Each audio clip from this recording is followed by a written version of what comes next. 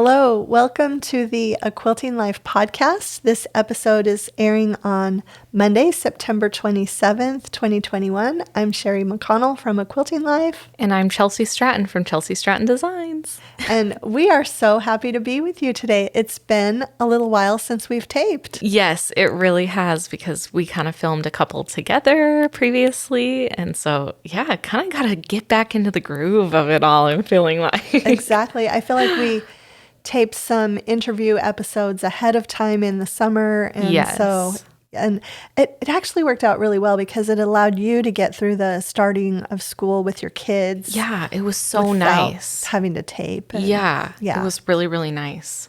So anyway, but we are back here today and excited to be with you.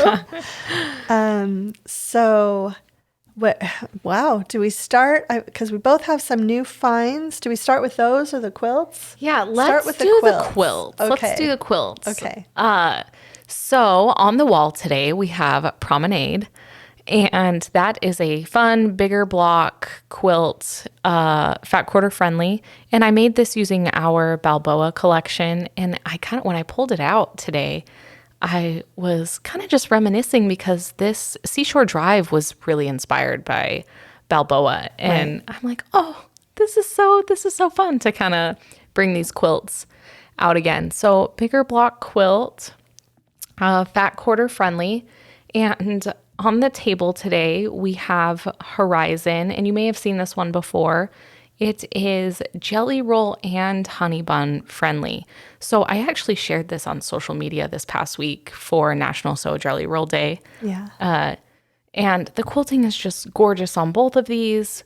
But I really, for a long time, wanted to mix a jelly roll and a honey bun together. And it's just kind of a cool take on it. And the quilt is on point, but it's really not that challenging to make. So Yeah, this was your first on-point quilt too, wasn't it? yes, my very first. Yeah. And I'm proud of myself that I went for it. Yeah. And, It's beautiful. tried a new technique. Yes. And look, we have some points that are together. Yeah, and they're all matching up. I know. It was good for me to step outside of the comfort of my box. So, yeah, so those are the quilts, and we'll have those linked. And so, yeah, let's go on to new finds, because I actually have one today. Yes. Yeah. Okay. Do you want to go first? And mine's kind of an old favorite I've mentioned before, but. Oh, okay. So I actually messaged Billy, and I'm like, is this silly to share this? But I think it's the coolest find ever, because it has already proven useful to me. I'm going to leave one with you, Mom. Oh, awesome. So it's a new series of pens by Sharpie called the S gel pens. So they're like a gel, and they have different fine widths of them. So I actually got the 0.7. They have a 1, and they actually have a thinner one as well. Okay, the reason I'm sharing this is I get a lot of design questions about how I design. And when Can I write with one? yes, when it's no smear too. So if you're left-handed, a lot of people Oh, wow. It's so smooth. Yeah, it's really smooth. So when I'm designing a fabric line, I start by hand drawing, 90% of the designs, all the florals, all that. I very rarely do everything just in Illustrator. Well, there can kind of be an issue when you're drawing. I have to be careful about the type of paper I'm using and the type of pen or marker I'm using, because when I scan my images into Illustrator catches everything. So say I'm using a regular Sharpie, if you were to zoom in really, really close, it catches all of the bleed from the marker that you don't see when you're drawing. And and sometimes if you don't connect lines, there's space, and I'm not able to fill in that space because of that. So I have found I have to use for me, it's easier to use a specific paper that doesn't have texture to it. Mm-hmm. And I need a good pen or marker that is going to connect lines and just be really smooth so that there's no discrepancies when I scan those images into Illustrator. And early on, it was really frustrating for me because I would scan the images into Illustrator and I'm like, oh, it's going to be kind of hard to work with these because, lines didn't connect or the type of pen I used didn't show up very well or just wasn't as smooth. And so it just makes it easier. So that was really long and drawn out, but I've been really happy with these. And I think that they have been awesome for the design aspect, but also every other aspect because I use them for everything now. Yeah. So I feel like when I scribbled my name and it just was so smooth. I'm excited to try this out with my planner. Yeah. Yeah. And no smear, which makes it really nice. Yeah. So awesome. and not expensive, which is great. Yeah. So I bought a couple packs and okay. I'm guessing they'll last me a while. Yeah. We will link to this too. Yeah. Okay, so mine, it's actually an old favorite because we shared it in August, but the Wild Grain subscription bread boxes are so amazing. We just got our September box, and we've already had the rosemary garlic sourdough bread, so amazing. And we sampled some of the pumpkin cinnamon rolls, which we did save some for Chelsea and Billy. So, whoa. Yeah. You really love us. It's just so nice to have such good bread in the freezer that we can, most of them bake within under 30 minutes. And so Wild Grain gave us another code for our listeners and viewers, and we'll have that available in the description. And awesome. I think we popped up a picture of the September box here. So yeah, I'm like dreaming of those cinnamon rolls. So good. It's that time of year, guys. Yeah. And everything tastes better because the cooler weather is coming. Yeah. They do seasonal things in these boxes. So yeah. It was fun to open it up and see, since it's fall now, what the fall offering was going to be. Yeah. Okay. And then also one more thing before we get started, I just wanted to mention the Stitch Pink Sew Along. It's been slightly delayed because of Sincerely Yours shipping. It was going to start Friday, October 1st, but now it's going to start Friday, October 15th. And the videos are going to go a little bit quicker, so we will still be finished by the end of October. So Friday, October 15th, Tuesday, October 19th, Friday, October 22nd, Tuesday, October 26th, and Friday, October 29th for the finishing video. And those videos are all filmed. We're super excited for you to watch the tutorials. And also there's now a wall hanging version available for the quilt. What? Yeah, so that came along with the filming. And so we have all those details for you, and we're excited for that to begin. And can people still buy the pattern to do the quilt along? But right. I mean the fabric sort of might be. Yeah, you need the pattern. That's available everywhere now. And pattern kit, there's kits. I think you can still sign up on Fat Quarter Shop. We can put a link for that. I believe they still have kits available. And you can also check with your local quilt shop if they have it. I've seen some shops online on Instagram say that they also have kits available. Yeah. So we're super excited about that, and that's just around the corner. Yeah. I know. I'm excited to see them posted just because I know you guys worked so hard on these, and it's just going to be really cool for people to have those videos. They're really helpful, I feel like. Right. And with that being said, we will have probably some extra content here in October on the YouTube channel because of squeezing that in along with all of our regular content. Yeah. So Billy's got all the Stitch Pink is done. So that's kind of nice to have all that work behind us. Yeah. And then, I forgot to put something on your guys' outline that we talked about yesterday. Okay. That to share was the quilt from a listener. The picture. Yes. So I have it here on my computer. I can read the email if you'd like me to. Okay, yeah. Do you want to? I got this wonderful email from someone who was inspired by our January Goals podcast. Oh, cool. And she sent a picture of a quilt she did using my Labor of Love quilt book. And yeah, Billy, can you read that email? Yeah, and I'll have the pictures popped up while we do that. So it says, "Hi, Sherri. I wanted to share my latest quilt top. Started on January 25th and finished on September 9th. When you did your goal-setting podcast with Chelsi, I set some goals for myself, one of which was to design and make a meditation quilt. I fell in love with the Balboa collection and started with 6 fat quarters from a Sew Sampler box and added a layer cake and a scrap bag from your shop. This has been a fun project, especially figuring out the math. You can see I was inspired by your book, Labor of Love, and used the family tree block as my centerpiece and your grandmother's flower garden blocks as the top and bottom rows. This is a special quilt for my 4-year-old granddaughter's room at my house. She hugged it when she saw it. My next challenge is to find a long arm quilter who does custom quilting. I usually hand quilt my projects, but this is so big compared to my usual lap quilts." Yeah. Oh my goodness. And wait till you see the picture. It is beautiful. Yeah, I haven't seen it yet. Yeah. I guess I should, there's something, but I'll read the last sentence too. She also said, "You and Chelsi have been a bright spot during the pandemic. Thank you for sharing your talent."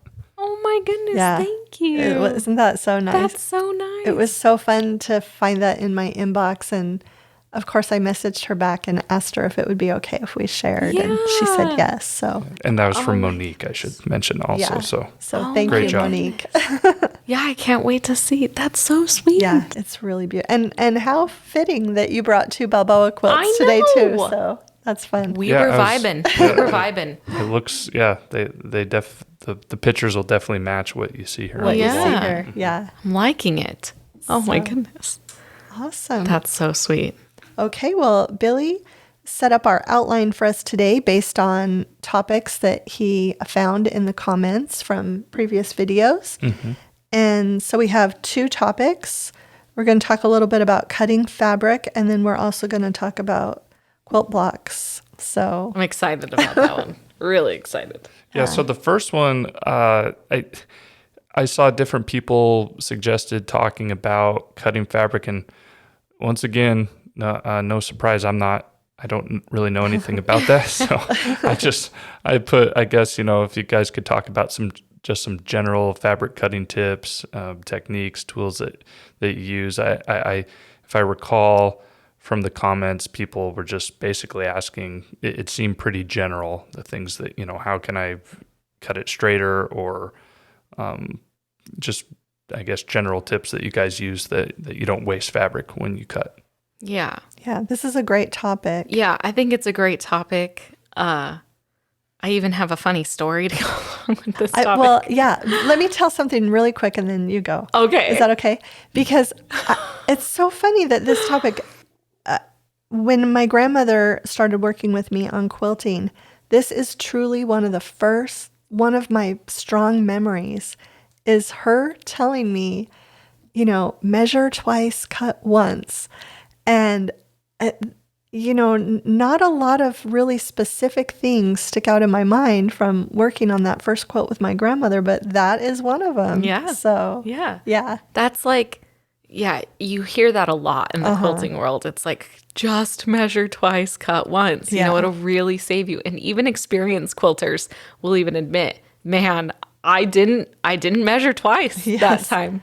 And I think when you're cutting, you're just mentally, sometimes you're going so quick. Right. But yeah, just sometimes even I'll sit there and I'm like, I hope I'm on the right number right now because, you're doing the math in your head. And, but yeah, measure twice, cut once. I was going to bring up that tip, but I feel like everyone knows it, but it's so important. Was that your same story? No. Oh, okay. That's not the same story. Okay. But I do think that that's very important. No, I just have a quick story to share.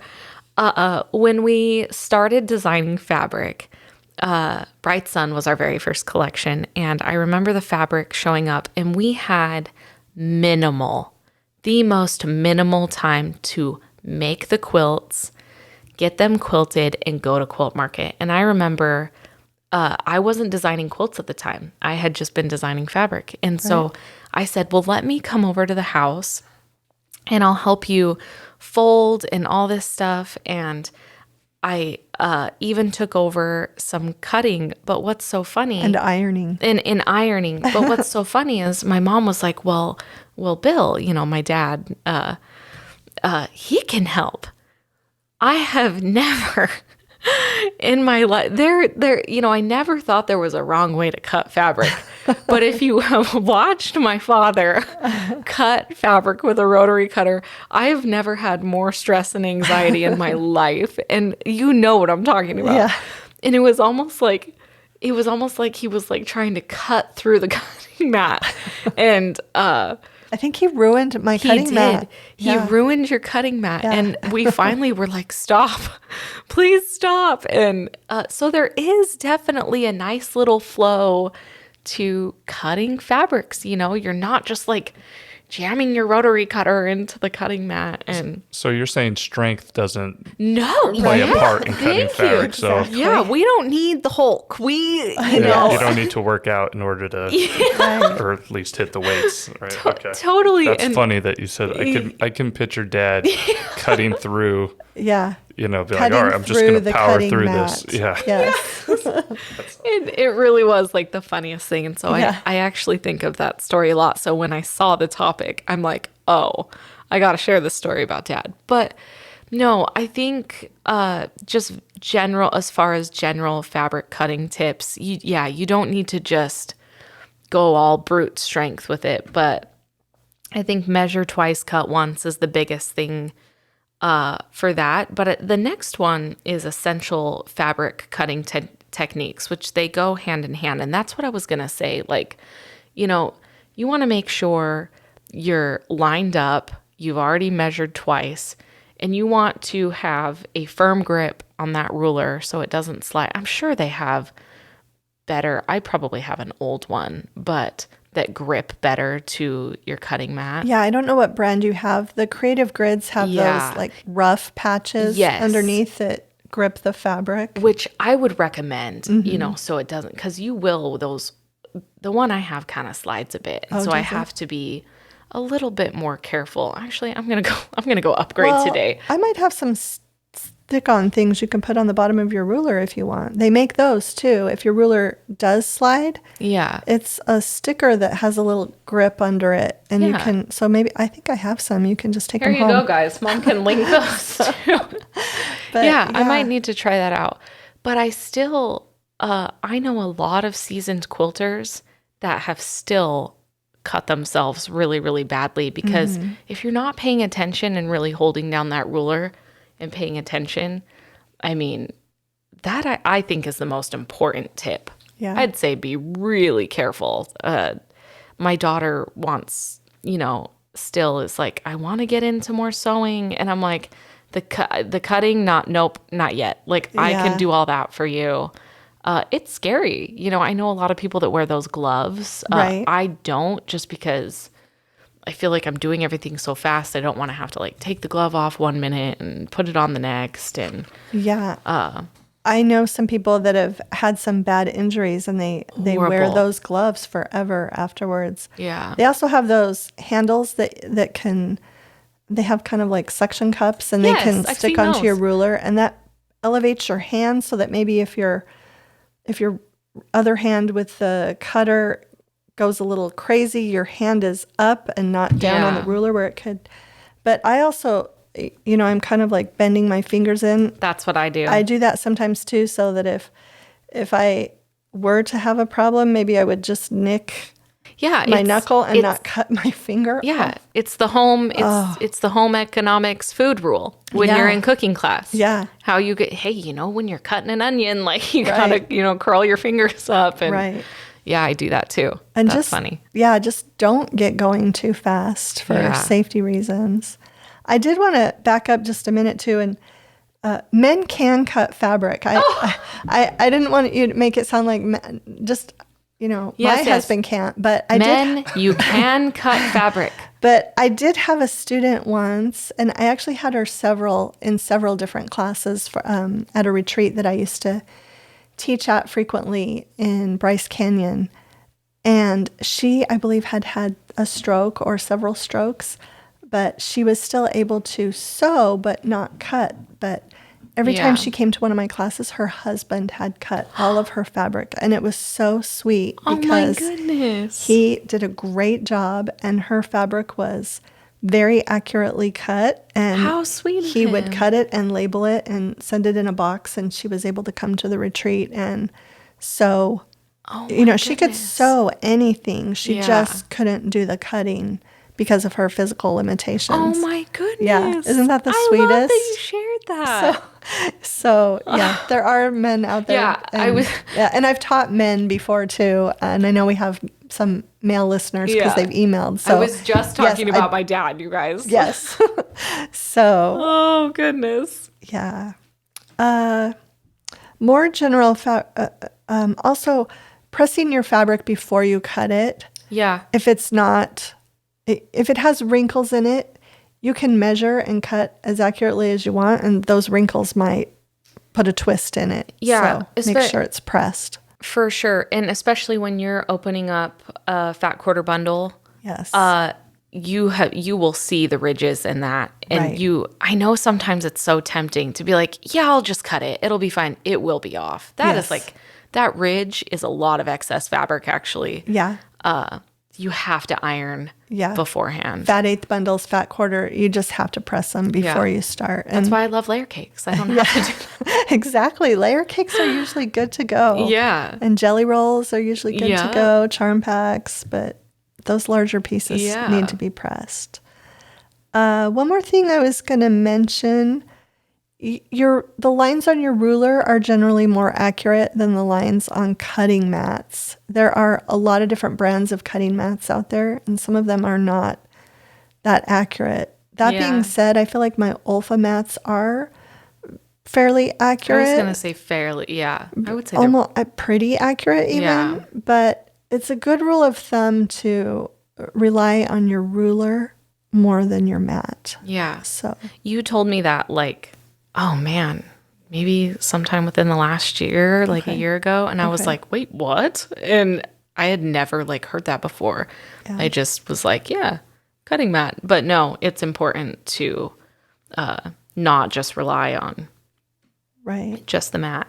And then also have a sharp rotary blade. Those dull blades can really mess up your cutting. I was that was going to be my next thing is some people had posed the question. They said, well, like, should I get a new mat? And I'm like, honestly, a lot of times it's your blade. Right. And a dull blade is actually going to ruin your mat more than, a sharper blade. And I just love putting a new blade in. I love it so much. But that's going to do a lot more for you. So always have, a nice new blade. Don't just keep using a dull blade. You could actually injure yourself probably more with a dull blade. Right. So that was going to be my other big one. Yeah. And I Get do a sharp love, blade. Yeah. I do love the Olfa. They have two different kinds of blades. And I like the ones that are it's just leaving my mind right now what it's called, but I think it's the Olfa Endurance. It's a sharper blade, and I believe they do last longer. So we'll go ahead and link those. Whoa. Okay, then. So I think you're right, because I think one of the videos we did with the sampler boxes, they included one. Yeah, you mentioned that. I need to go buy some. Yeah, so I'll be using the link, Olfa guys. Endurance. They're a little pricier. I can't remember Blades what they're. are expensive. Yeah. And I can't remember how much longer they're supposed to last, but that they advertise, but I feel like it's true that they really do last significantly. But it's worth it. Like, you need a sharp blade. It makes such a difference. And you can feel it when you're cutting. Right. You're like, oh, it's like butter. It's so much better. Like, yeah. And then I did have a couple of things I wanted to mention really quickly. I really like the Stripology rulers for cutting multiple strips. Yes. Very accurate. There's several different sizes. There's a mini for when you're cutting small pieces, and there are 2 or 3 different larger sizes. And I feel like that's a really accurate way to cut strips. Yeah. So I think we've even filmed a video on that, Billy, cutting a strip cutting. Yeah. Yeah, or was a while cutting ago. technique video. Mm-hmm. So Yeah. those are great. And then I also love, if you're doing curved piecing, I love the Circle Savvy ruler that helps you really accurately cut curved pieces for drunkard's paths. And Yeah, that would scare me when you're, cutting curves. Like, Yeah. oh, yeah, so that's a great a great method. So. yeah. I also want to say one more thing that I feel is just like everyone should know this, but I feel like it does need to be repeated. And also young moms who are quilting, I want to speak to, since we're talking about blades anyways, close it when you're done using it every single time. And sometimes I'm like, well, I didn't really need to close it, but it's just a habit now. And my kids are getting older and I still keep I have a sew bag you made me that I keep like those type of notions in. And I still put it up on a shelf because it still scares me that like one of my kids could get a hold of it. And it's a dangerous tool. So, yeah. And my kids know not to touch it, but I still am kind of like, nope, I'm still going to put it away. So I know I put it away. Yeah. So. No, and it's tempting when you're sewing, you're just by yourself, you're in your sewing room, you think, oh, I'm just going to leave it open. It's just me here. But one time I did that and I just like inadvertently touched my hand and it was a new blade and I got a pretty... I remember that. It was worse than a paper cut. Yeah. And if I had just shut that blade. So I am very, very careful now. Yeah. Even if it's just me, that blade is getting shut. For sure. That's how I feel. And the same thing, I move the rotary cutters. I have a separate table in my sewing room and it has a notion holder back at the back towards the window. Yeah. And I keep the rotary cutters over there in case the grandkids and scissors and everything you keep back there. Yeah. So hopefully make it a little more safe. Yeah. They'd have to really work to get to it. So I feel like some of them they could figure it out, but we don't. I'm always in there if they're in that room. Yeah. So did we leave anything? I think that's pretty. I think that's covered that topic. Yeah. Okay. I'm really excited about this next topic. Yeah, this is a good topic. And you guys, so this topic we're gonna have my mom and sister rank quilt blocks from like most beginner friendly to into advanced blocks. Before you guys have talked about your favorite ones, even though I don't think either of you settled on one. You kept saying like, and this one, and this one, and this one, right? Yeah. So you guys have sort of tried to do that, but this one, some people were asking more specifically about quilt blocks and which ones are best to learn with, and which ones should you put off till later until you feel more confident in your sewing. So I figured you guys could sort of start at the top and rank them, and maybe your rankings will be. Some of them will be the same, but I'm guessing some might be different too. So you just want to bounce back and forth. And then when you come across a block you want to talk about, share why it's more beginner friendly. Okay. Yeah. Yeah, I was thinking maybe Chelsea could start with her number one and then maybe that's number one on my list also. Yeah. And if not, I can say where it's at on my list or Yeah. does that sound good to I know. go I through was this? trying to hide mine from you because I was like, okay. Okay. Don't want us to, Yeah.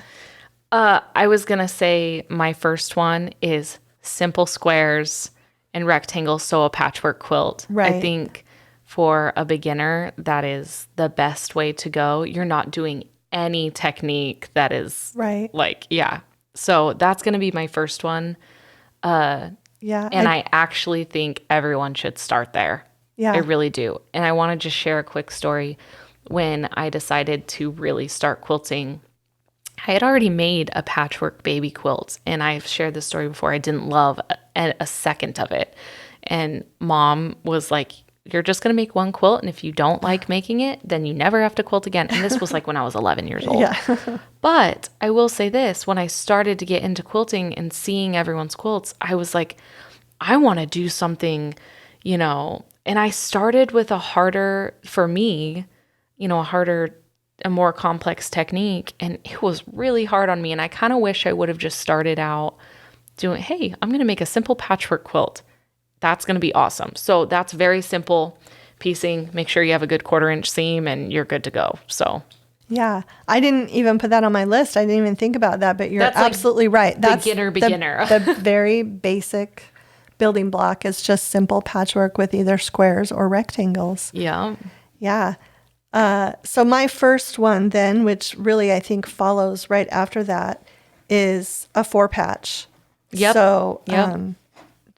Just sewing 4 different fabrics together into Yes. a square and making multiples of those and sewing them together. And Yeah. for tips for that, I really like flipping the centers of 4 patches. We filmed a video on this, I feel like, maybe, or we showed it on,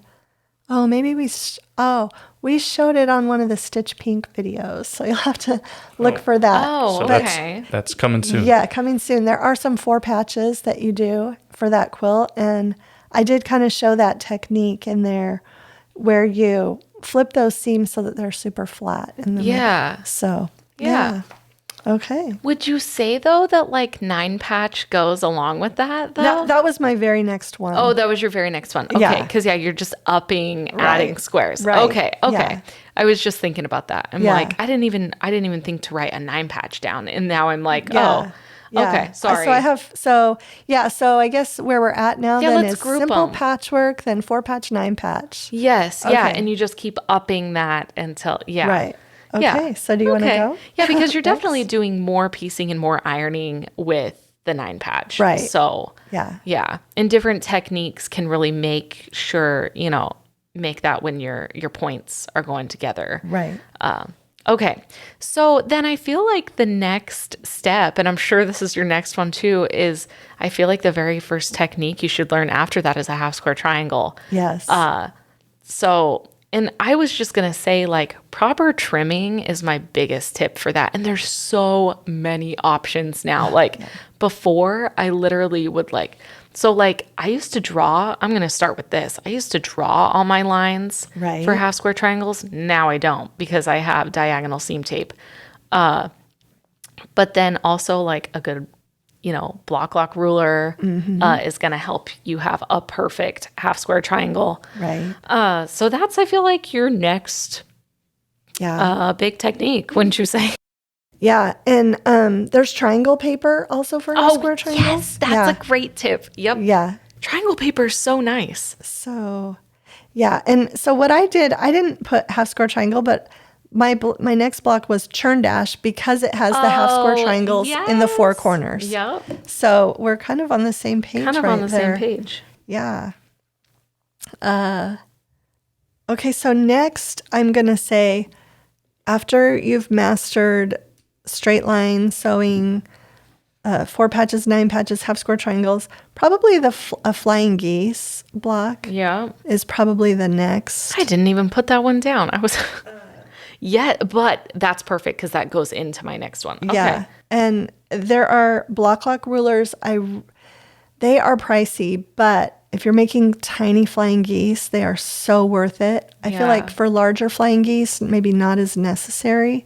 Yeah. But for those, if you're doing a 1x2 or a 1.5x3, those little block lock rulers really are just helpful. I'm actually going to counter you on that. Oh, really?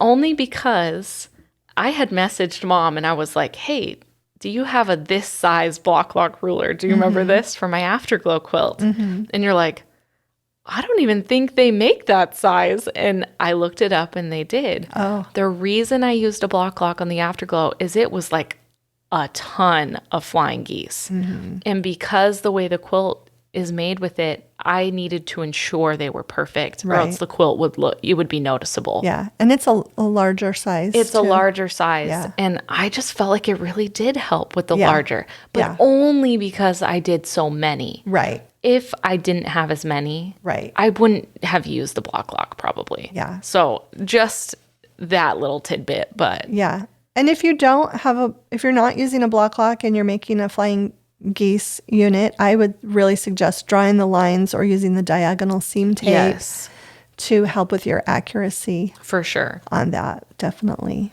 So the next step that makes sense is a sawtooth star going off of Mom's Flying Geese, because I mean, yeah, essentially you could either use half square triangles or, Right. but to me it's simpler to just do the Flying Geese Right. method for your sawtooth star. Right. And so that you're just adding, squares with your Flying Geese to, piece together this block.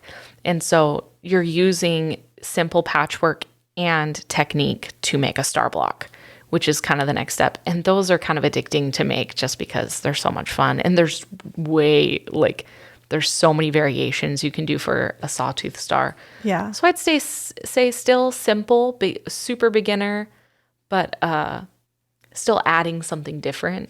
Right. Yeah. Yeah. I had sawtooth Was that star. your next one? Yep. I had it next too.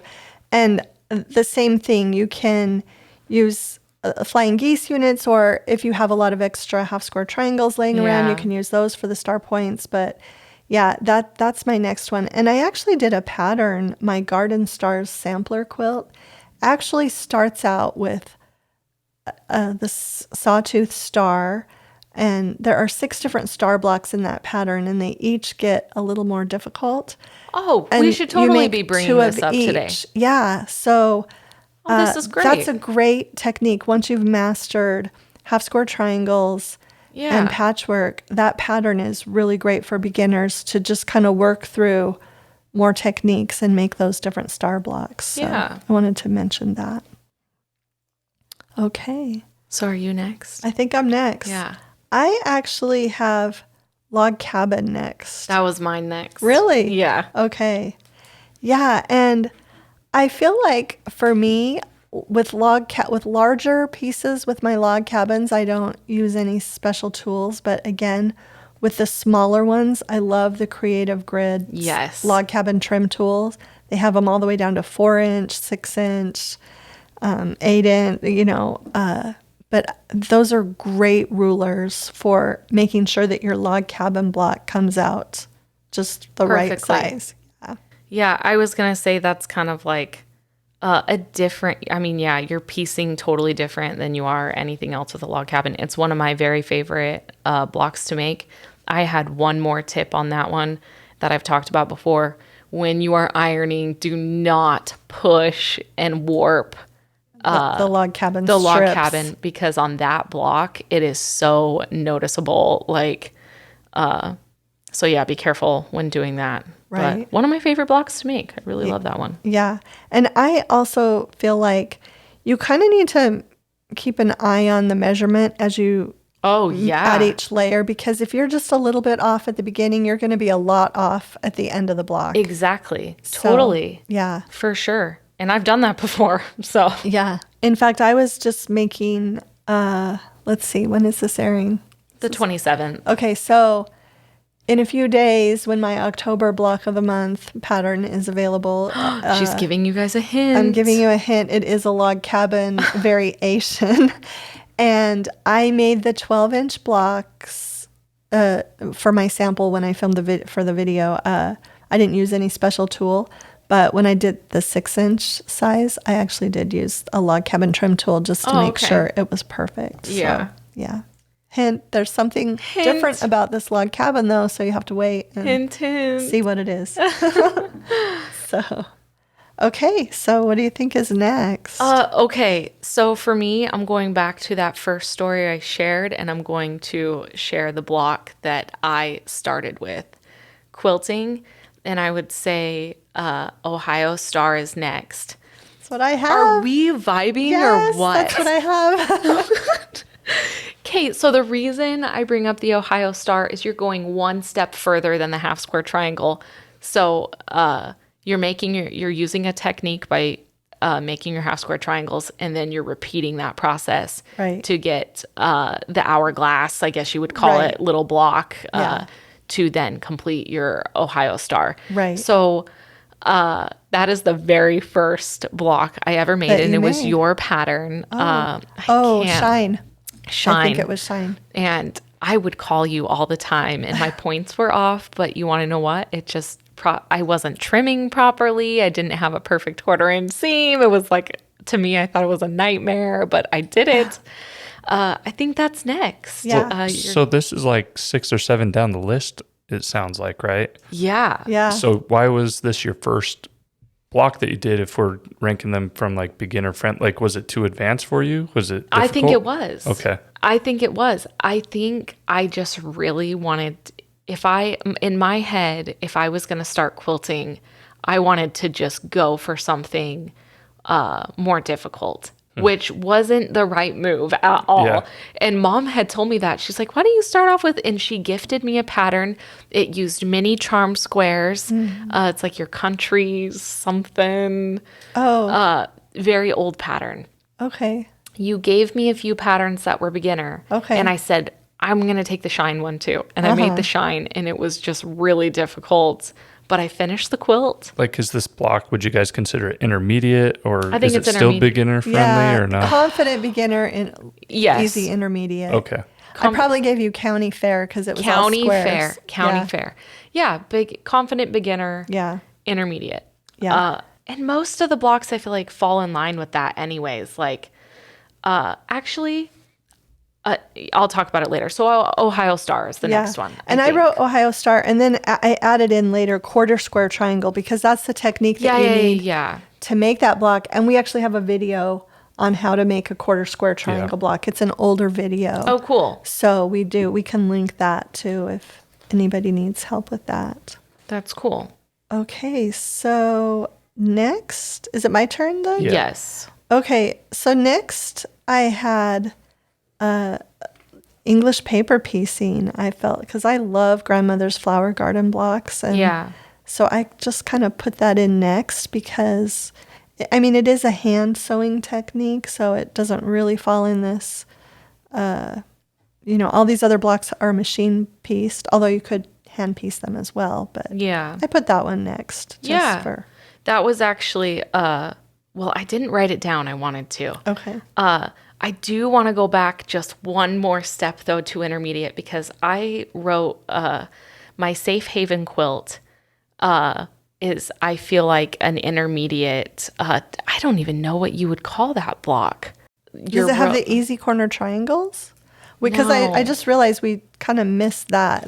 We kind of missed that, too. That should I'll be just show you later. If Okay. anyone knows my Safe Haven quilt, that's an intermediate quilt. And it's the first one I've really had to tell people, hey, this is an intermediate quilt when you're piecing it. We can pop up a picture we can of that, pop I'm up. sure. I'll give Billy, it's the way you sew it is intermediate for sure, because you have to trim the block at the end to make it a square. Do you know what the piecing I'm talking about? And not make sure that you don't cut off your points. You need to have a perfect 1/4 inch around the whole block after. Okay, so the next one I wanted to mention is sewing with triangles. I feel like that can be a little trickier for people. There are a lot of tools that have it to where you kind of blunt edge the ends of the triangles so it's easier to line them up when you sew them together. So, but I feel like that's kind of more difficult than a 1/4 square triangle moving into more intermediate piecing triangles. And then from triangles, we're going to follow with diamonds. Yeah, I was going to say diamonds. I made a Lone Star quilt, and I felt very, more of a difficult technique for me, and getting everything to line up and I lost quite a few points, but I'm really grateful for that actually, because it was a good learning experience. And I started to realize, if I just, if I eye that point right here, I know exactly where I need to put the next piece. And but I mean, that's another, I feel like that's definitely not beginner, for sure. Intermediate, confident intermediate sometimes. So no, I agree with you on that. Next I had curved piecing. Yes. Okay. My next one kind of goes in line with that. Yeah, it does. Yeah. And I mentioned this earlier, but I love that Circle Savvy ruler. I feel like with curved piecing, you really want to make sure that your pieces are cut properly, or it can mess up the way everything lines up. So, yeah. So everyone knows my goal this year was to do curved piecing. I think like we need a special day together for you to like. You might have to move it to 2022. Yeah, It's getting later in the year. I'm still like, well, what's so funny is I was actually thinking about that yesterday. I'm like, man, I'd really love to. I want to do it, but I just don't know what. And so that kind of leads into my next. And maybe this is the same. I feel like orange peel is like more difficult, but I love the way they look, and I just think they're so pretty. So I don't know. How do you feel? Do you feel like that's the exact? I mean, it's curved piecing, obviously. Yeah. Well, you can do them with curved piecing, or you can applique them on the top of a background too. But that's not simple either. Yeah. So, I feel like that would be more difficult for sure. Yeah. I didn't even really put applique on my list because I feel like it's a whole nother genre of sewing. But yeah, if you're going to do that, start out with simple curves, and the more points I feel like in the applique piece, the more difficult. It takes a little bit more time and practice to get those points down. But if you're going to do some applique, simple curves you can pick up pretty quickly. Yeah, for sure. So that's really all I have on my list. Same here. Really? Okay. Yeah. You guys were pretty similar. Pretty similar. And what I'll do now that I can look at both of what you guys wrote down, I'll sort of rank them throughout the video if you're watching the video, and then maybe we can just list them out on the show notes for the podcast as well. If people want to, if you're like a new quilter and don't know where to start or which block, maybe this list will help some people know where to start. Huh? Yeah. And I also thought we could also put on the show notes and in the description below, maybe we could each come up with a list of our 3 most beginner friendly patterns. Yeah. And link those. Mm-hmm. So if you're looking for a beginner friendly pattern, we could each list 3. Yeah. Does that sound good? Yeah, that sounds good. Okay. All right. Okay. So Billy, do we have time for a review or two? Yeah, I definitely wanted to read a couple because it's been a while because, we've been doing more interviews and everything. Right. And so I'll read a couple here that I saw. It just came back in June. Okay. All right. So one, it says, I look forward to this podcast more than any other during the month. Very good information and worth listening to multiple times. Feels like I'm hanging out with friends when you all upload, and I love it. The addition of Billy makes it even homier. So thank you. Yeah. Billy. Yeah, that was nice. Thank you. Thank you so much. And then this one, this is pretty crazy to read. I just subscribed to a Quilting Life podcast, and I ran through a whole year of episodes in 3 days. Wow. So I was like, wow. I'm extremely new to quilting, and Sherri and Chelsi make me less hesitant about everything. I live in a rural farming community. The closest quilt shop is 40 miles away. I've not found them to be helpful in answering my newbie questions, so this podcast is exactly what I need. The question and answers covers all the topics I have questions about, but most of all, I've learned to stop taking everything so seriously and just enjoy the process. Thank you. Oh, I love that because that's what it's all about. Yeah. I love that. Enjoying the journey and not being hard at yourself as you learn this new skill. And mistakes are just learning experiences. Yes. You're supposed to. I love that. Experiences. Yeah. And she somehow went, listened to us for 3 days straight, which is that's a lot of us. So. I almost feel like I might need to apologize for that. But yeah, those were great. Yeah, and I also completely get.